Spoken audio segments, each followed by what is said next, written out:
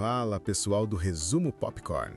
Hoje vamos falar de Extermínio, o Templo dos Ossos, um filme que não quer só te assustar, ele quer te encarar. Existe um tipo de terror que não vive apenas de sustos, correria e sangue espalhado pela tela. Existe um tipo de terror que prefere entrar pela cabeça, corroer a imaginação e deixar no ar uma pergunta incômoda. O que sobra do ser humano quando o mundo acaba, mas a crueldade continua evoluindo? Extermínio, o Templo dos Ossos, é exatamente esse tipo de filme. Em vez de depender só da adrenalina, ele coloca o espectador diante de um cenário em que a civilização não desmoronou apenas por causa do vírus, mas porque a própria noção de humanidade foi apodrecendo junto com tudo ao redor. E é aí que o longa encontra sua força, não no choque vazio, mas na sensação de que o verdadeiro apocalipse aqui é moral. Então já se inscreve agora no Resumo Popcorn, porque se você gosta de análise com emoção, terror com significado e review que vai além da superfície, esse canal foi feito para você. Deixa o like e comenta se essa franquia ainda mexe com você. O que mais chama a atenção em O Templo dos Ossos é a coragem de mudar o eixo da ameaça.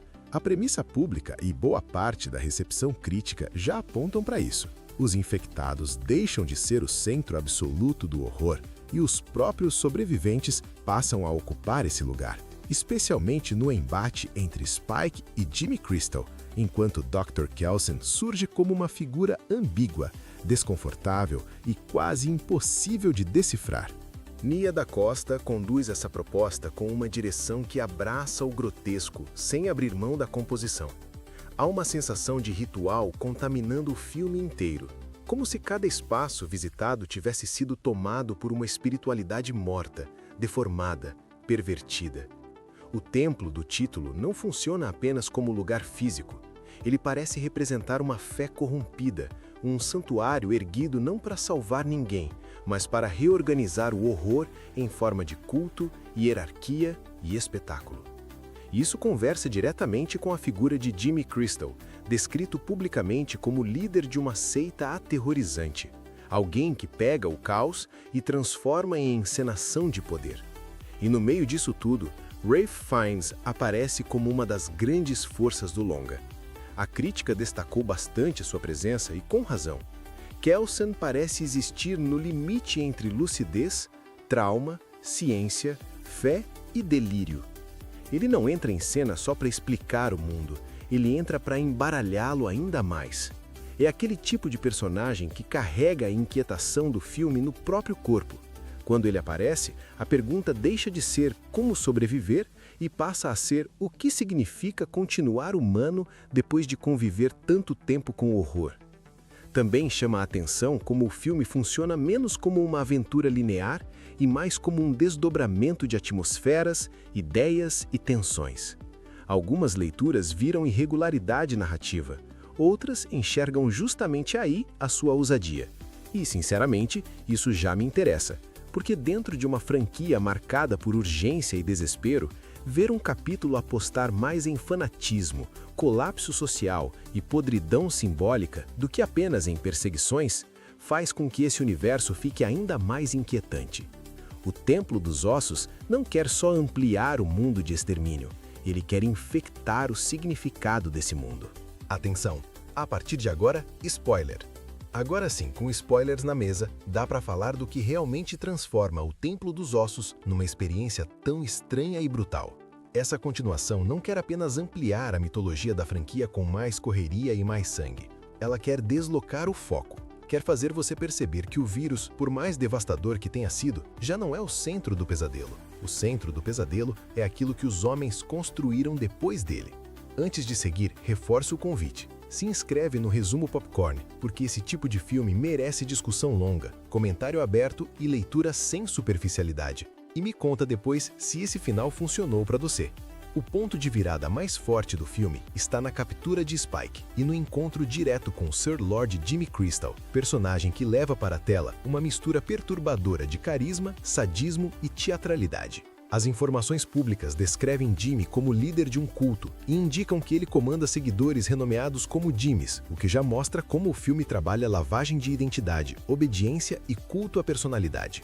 É um detalhe absurdo, quase satírico, mas justamente por isso tão eficaz. O fim do mundo não elimina a vaidade do poder, ele a radicaliza, e Jimmy Crystal funciona como a encarnação desse impulso de domínio que sobrevive a qualquer colapso. No outro eixo, Dr. Kelson vai deixando de parecer apenas um observador excêntrico do caos e assume uma função moral decisiva. Resumos com spoilers e comentários críticos indicam que ele estabelece uma relação singular com um infectado chamado Sansão e que, no clímax, acaba se sacrificando para proteger Spike, ao mesmo tempo em que desmonta a lógica de Young Jimmy e o sistema de crenças que sustenta aquela estrutura de violência. E isso é muito forte porque transforma Kelson em algo raro nesse universo. Não exatamente um herói puro, mas alguém que escolhe interromper o ciclo da monstruosidade mesmo depois de ter convivido tão de perto com ela. O desfecho com Young Jimmy sendo destruído pelo próprio círculo de fanáticos tem uma ironia cruel. O filme sugere que todo poder construído sobre delírio exige devoção total, mas também está condenado a ser consumido pela mesma lógica que alimenta. Quando a seita implode, o Templo dos Ossos deixa claro que a barbárie pode até se vestir de religião, estética, disciplina ou missão, mas continua sendo barbárie. E é por isso que o longa funciona tão bem como comentário sobre o presente. Ele não fala só de infectados, fala de líderes que fabricam sentido em tempos de ruína e de pessoas que aceitam qualquer mentira desde que ela venha embalada como propósito. No saldo final, meu review é muito positivo. Talvez não seja o filme mais coeso da franquia, e parte da crítica realmente enxergou nele excesso de dispersão ou estranheza. Ainda assim, é justamente essa estranheza que o torna memorável. Extermínio, o Templo dos Ossos, entende que para continuar relevante em 2026, a franquia precisava parar de apenas correr e começar a encarar o espelho. O resultado é um terror áspero, filosófico, por vezes desconfortavelmente engraçado, mas acima de tudo, vivo. Um filme que troca a simples adrenalina pela podridão das ideias e sai maior por isso. Se você curtiu essa análise e esse review de Extermínio, o Templo dos Ossos, deixa seu like, se inscreve no canal e manda nos comentários a sua nota para o filme. Aqui no Resumo Popcorn, a conversa continua, porque filme bom não termina nos créditos, ele fica ecoando na cabeça da gente muito depois da tela escurecer. Até o próximo vídeo e tchau!